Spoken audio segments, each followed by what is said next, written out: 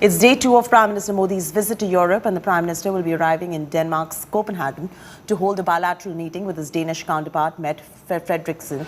Prime Minister is also going to be participating in the second India-Nordic Summit, in the first leg of the trip, the Prime Minister received a rousing welcome from the Indian diaspora in Berlin. Prime Minister Modi addressed the Indian diaspora. He said innovators are being boosted in India, and it has become a land of startups with over 60,000 startups operated in the country. Prime Minister said India has registered the highest real-time payment transactions in 2021, accounting to all payments. Prime Minister Modi also took a jab at Congress and said there is no middleman in my government, and the benefits and subsidies directly go to the people.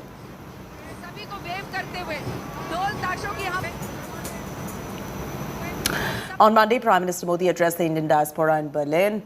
In the speech, Prime Minister Modi spoke about India's progress, hitting out at previous governments. He said the country is same, but now the government gives results. Take a look. 8 साल पहले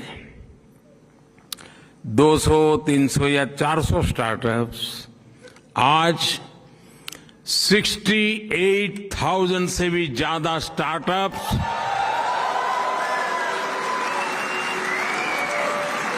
दुनिया के सारे parameters कह रहे हैं कि इसमें दर्जनों स्टार्टअप्स यूनिकॉर्न बन चुके हैं।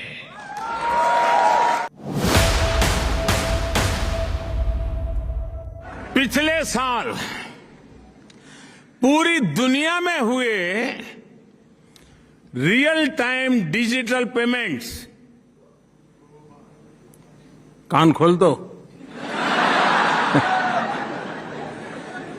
रियल टाइम डिजिटल पेमेंट में से मैं पूरी दुनिया की बात कर रहा हूं। अब भारत छोटा नहीं सोचता है।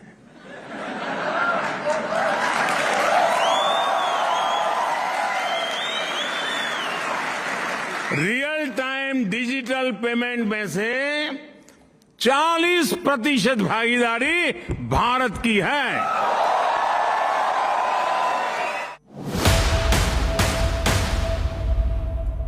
पहले तो हमारा देश की विशेषता देखिए साहब, देश एक संविधान 2 थे, मालूम है ना, 2 संविधान थे।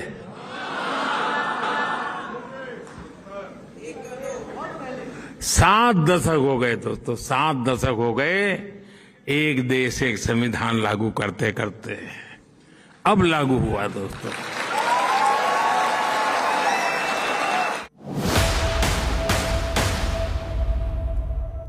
पिछले 7-8 साल में भारत सरकार ने डीबीटी, डायरेक्ट बेनिफिट ट्रांसफर, सीधा एक क्लिक किया, जो हकदार है उसके खाते में पैसे चले गए।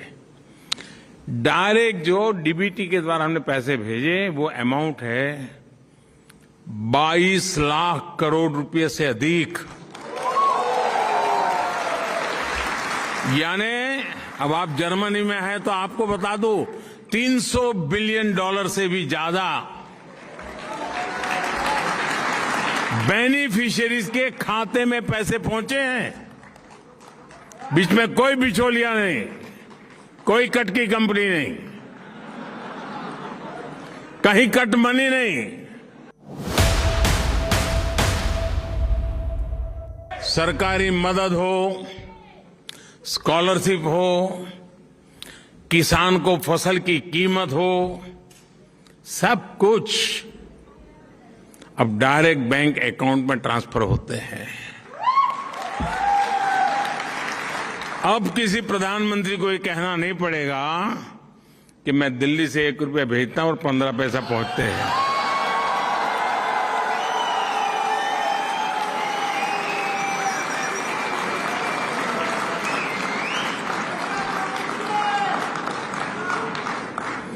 वो कौन सा पंजा था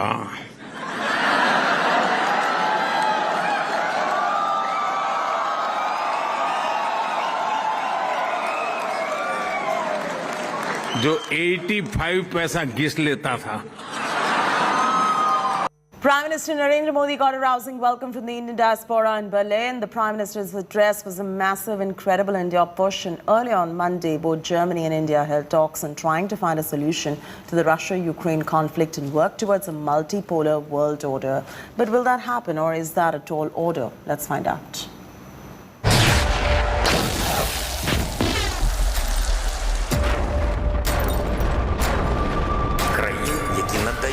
надають чіткі гарантії безпеки.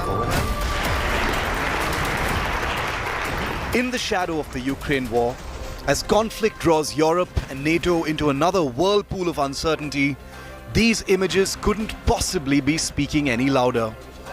With fanfare typical of the Indian Prime Minister's foreign visits, Modi has begun a high-speed tour of Western Europe. While the United States has indulged in public lecturing and gyan over India's stand in the Russia-Ukraine conflict, Germany has been praising India, recognizing just how singular India's foreign policy maneuvers on this issue have been. India numbers amongst those countries that are of greatest importance with regard to this perspective, not only because it is the country with the biggest population, but also because of the part it plays and the share it has in the global economy. India is amongst the very important partners of ours here. The world can only develop well if we are clear as to the fact that future relations in the world will be characterized and marked by many countries, not by a few powerful countries. As head of the G7, German Chancellor Olaf Scholz, like his predecessor Angela Merkel, shares a warm equation with the Indian Prime Minister. But that doesn't mean Germany isn't looking to leverage India to pile the pressure on Putin's Russia. Europe has specially aligned, and these are the countries which have aligned itself against Russia. They call it the Russian invasion of Ukraine. India, as of now, has always maintained a very balanced stand on the entire issue, a neutral stand. So it's a very important geopolitical, if you talk about India's power, its emerging value of its stand in the entire Russia-Ukraine war, and how Prime Minister Modi takes this relationship forward with Europe. और फिर जब वो आए तो लगा हम अभी से इतने तरोताजा है कि हम उनका पूरे लाइफ टाइम वेट कर सकते हैं। आप भी बताइए, आप मिल पाए? हाँ, मिल पाए। हम एकदम सामने खड़े थे, आते बराबर मोदी जी ने कहा शुक्रिया, आप लोग इतने सुबह से आए हुए हैं। तो हमें बहुत अच्छा लगा वो सुन के कि उन्हें भी पता है कि लोग कितने वेट कर रहे हैं उनका और उत्साहित है उनके लिए। बिल्कुल, जैसे वो हमारे तरफ आए और नमस्ते करके जो मोमेंट था, मतलब और ढोल, आप ढोल बजाने वाले हैं तो ढोल में इनके अब ज्यादा जोश होगा, पूरा ढोल ताशा है into 200 power.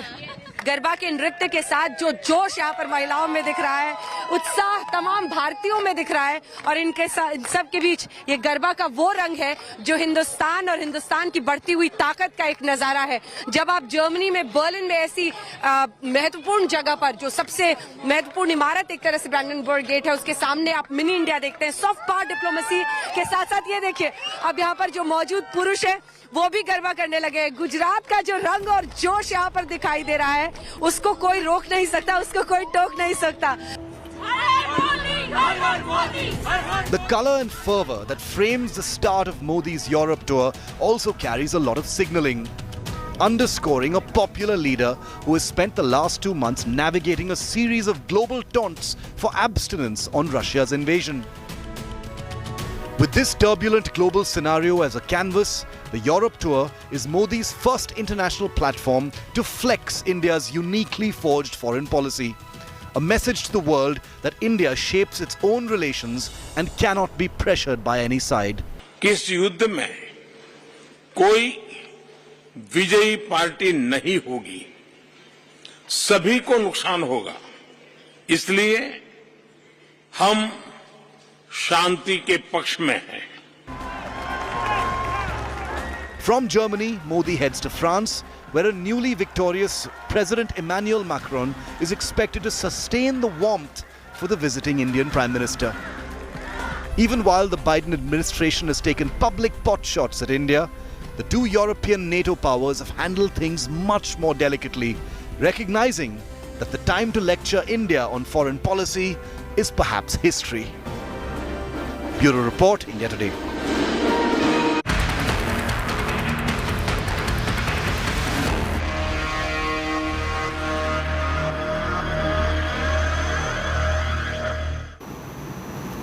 The debate over loudspeakers is just getting louder. In Maharashtra, MNS Chief Raj Thackeray has reiterated his May 3rd ultimatum to remove speakers from the mosque, threatening to play Hanuman Chalisa outside mosque on double the volume if this demand was not met with.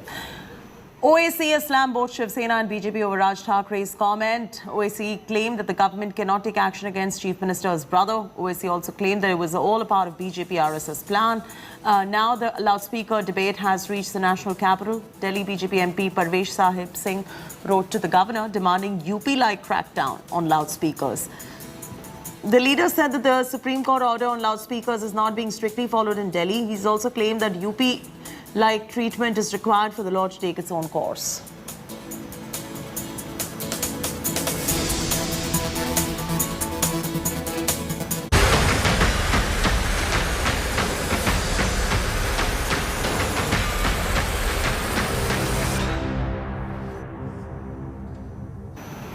Rahul Gandhi's visit to Osmania University has sparked a massive controversy. Rahul Gandhi denied permission to interact with students. Congress has now slammed the government, alleging the university is under state government pressure. Here's a report.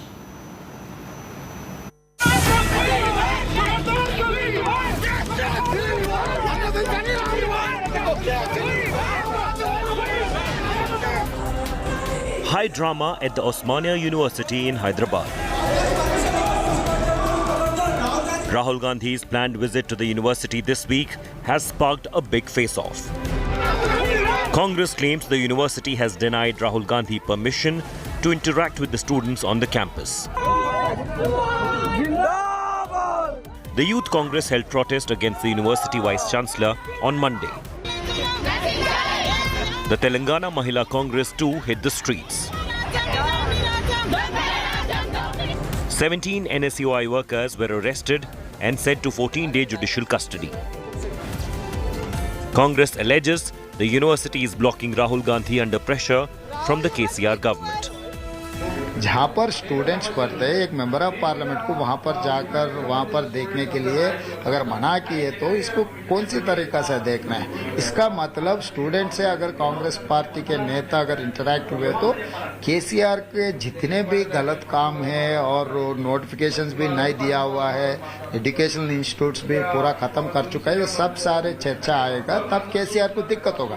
इसीलिए chief minister university vice chancellor के ऊपर दबाव डाल के हमारा permission को reject करवाया. Congress has now filed a petition in the High Court seeking permission for Rahul Gandhi to visit the university. The university has rejected all the charges. It has clarified that no political meetings are allowed on the campus. The BJP has lashed out at the Congress, calling it anarchist. BJP strongly condemns the anarchist politics of Congress party. Rahul Gandhi wanting to go to Osmania University is the biggest joke of his trip. He has been given permission to conduct a public rally in Warangal. He should be doing just that. And when the permission is not being granted, they want to anyway go there and disrupt the academic activity. So what kind of politics is this? What kind of a futuristic vision which Rahul Gandhi keeps talking about is this? Rahul Gandhi is set to visit Telangana on May 6th and 7th. The Congress is firm it will take Rahul Gandhi to the campus for an interactive session with students. According to sources, Rahul Gandhi will be meeting arrested Congress activists, including the state NSUI president, in jail. The political face-off comes even as Congress is struggling to create its own space in Telangana, where the party has not won a single election since the formation of the state. Bureau Report, India Today. Home Minister Amit Shah's visit to Karnataka comes at a time when there's speculation about leadership change and cabinet reject. Chief Minister Bommai is to host a dinner for the Home Minister at his official residence. That is going to be a crucial one. Shah and Bommai are going to have one-on-one discussions of the boiling political situation in Karnataka, especially the one with one more year to go to the assembly election. A month back, during his last visit, Shah attended the party core committee meeting and set a target of 150 seats in Karnataka election. Shah is on an official visit to the state and will take part in the valedictory function of Khelo India University Games. Later, he's going to be paying tribute to 12th century social reformer and Lingayat Saint Basavana on the occasion of Basava Jayanti.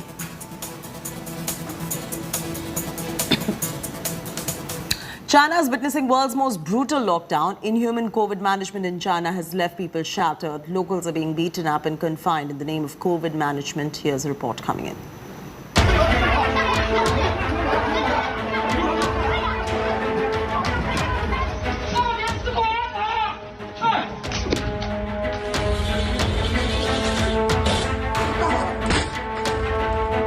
The most brutal action against its own people.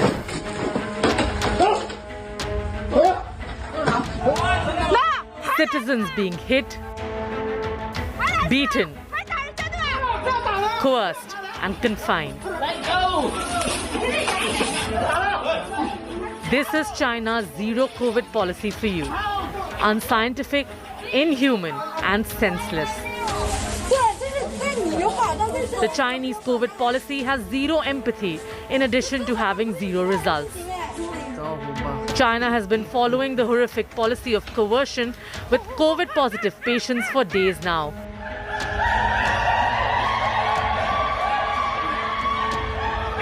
Killing pets, separating mothers from kids, or leaving people locked down in Shanghai without essential supplies.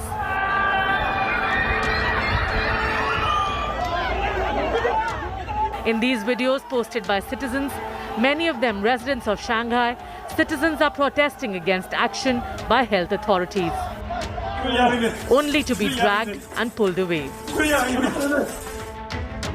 The scenes speak volumes of the failure in handling the infection that originated from its soil. The truth that China denies vehemently till this date.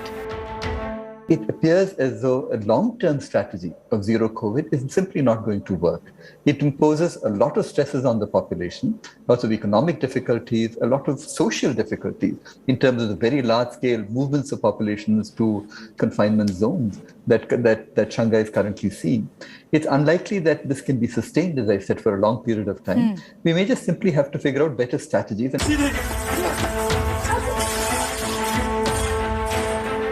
These pictures, now for the world to see, show how turning positive for COVID is a deadly traumatic experience in China.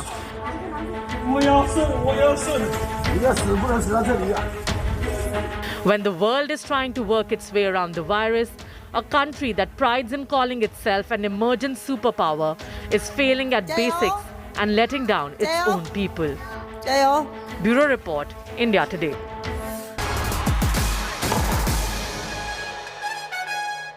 The Kolkata Knight Riders finally ended 5-game losing streak with a victory against Rajasthan Royals. Sanju Samson's 50 went in vain as the Kolkata Knight Riders chased down 153-run target in the final over. Check out how it all panned out.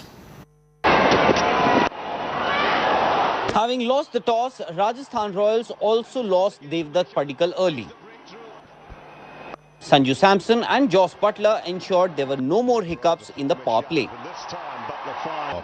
Joss Butler unable to score freely threw his wicket away in the 9th over. While Samson ticked along at one end, Karun Nair departed for a run ball 13. Captain Samson got to his 50 of 38 deliveries, while Riyan Parag came out all guns blazing. But Rajasthan's charge was halted when Parag and Samson got out on consecutive deliveries.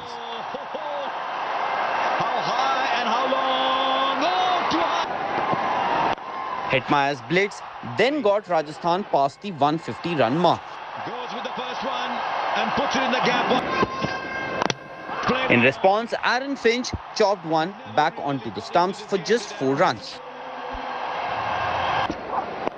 Baba Indrajit's promotion to the top also didn't work out. But Shreyas Iyer and Nitish Rana got together to stabilize the innings. And with the run rate creeping up, both decided to up the ante after the halfway mark. It's up in the air, but it's hit very well. Captain Iyer, though, was strangled down the leg side by Trent Boult. But Nitish Rana and Rinku Singh kept their calm to end their 5-game losing streak. Victory all the way for 6 off the bat. Our good news story today is about Jammu Express and no, I'm not talking about a train, but India's newfound pace bowling sensation. He's the fastest bowler in the country, clocking upwards of 150 kilometers per hour every delivery. The rise of Umran Malik, a product of tennis ball cricket from the land of Jammu and Kashmir, is a beautiful story for all sports fans. Take a look.